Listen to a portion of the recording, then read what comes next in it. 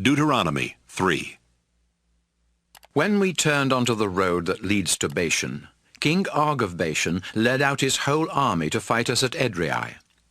But the Lord told me, "Moses, don't be afraid of King Og.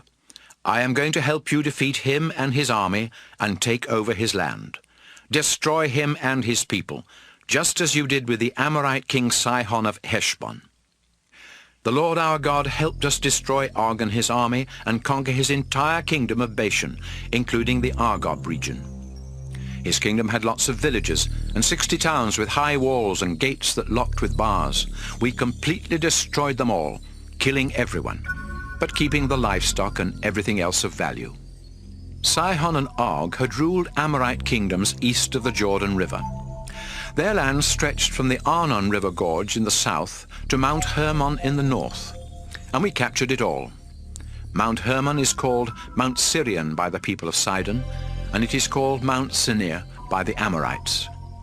We captured all the towns in the highlands, all of Gilead, and all of Bashan as far as Salakah and Edrei, 2 of the towns that Og had ruled. King Og was the last of the Rephaim, and his coffin is in the town of Rabbah in Ammon.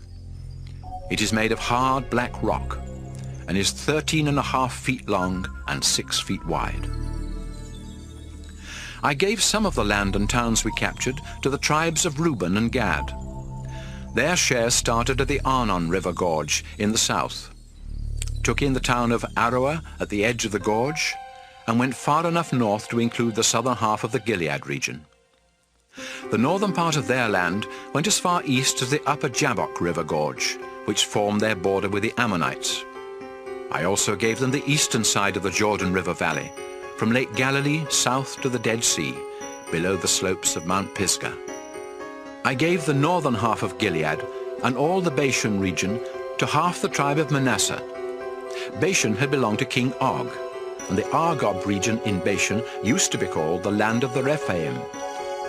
Jair from Manasseh tribe conquered the Argob region as far west as the kingdoms of Gesher and Maacah. The Israelites even started calling Bashan by the name Villages of Jair, and that is still its name.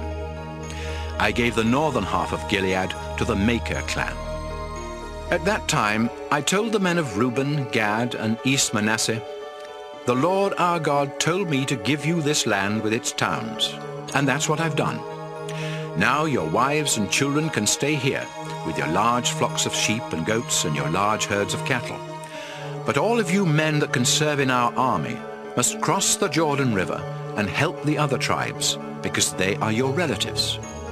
The Lord will let them defeat the enemy nations on the west side of the Jordan and take their land. Afterwards, you can come back here to the land I gave you." Then I told Joshua, "You saw how the Lord our God helped us destroy King Sihon and King Og, so don't be afraid. Wherever you go, the Lord will fight on your side and help you destroy your enemies." At that time, I prayed and begged, "Our Lord, it seems that you have just begun to show me your great power. No other God in the sky or on earth is able to do the mighty things that you do. The land west of the Jordan is such good land. Please let me cross the Jordan and see the hills and the Lebanon mountains." But the Lord was angry with me because of you people, and he refused to listen. "That's enough," he said.